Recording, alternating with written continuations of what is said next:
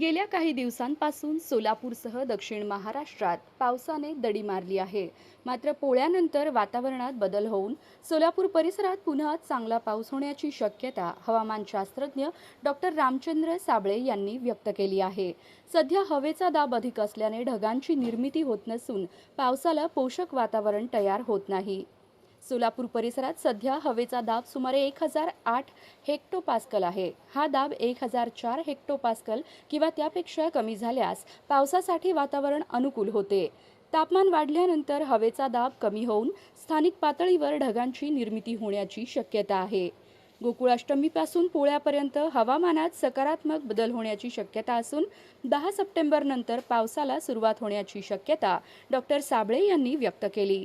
तापमान वाढल्यास सोलापूरसह दक्षिण महाराष्ट्रातील काही भागात चांगला पाऊस होऊ शकतो. सध्या अरबी समुद्राकडून दक्षिण महाराष्ट्रात येणारी मान्सूनची शाखाही कमकुवत असल्याने पावसावर परिणाम झाला आहे. त्यामुळे श्रावण महिन्यात पावसाची प्रतीक्षा कायम राहणार असून पोळ्यानंतर पावसाची शक्यता वाढणार आहे.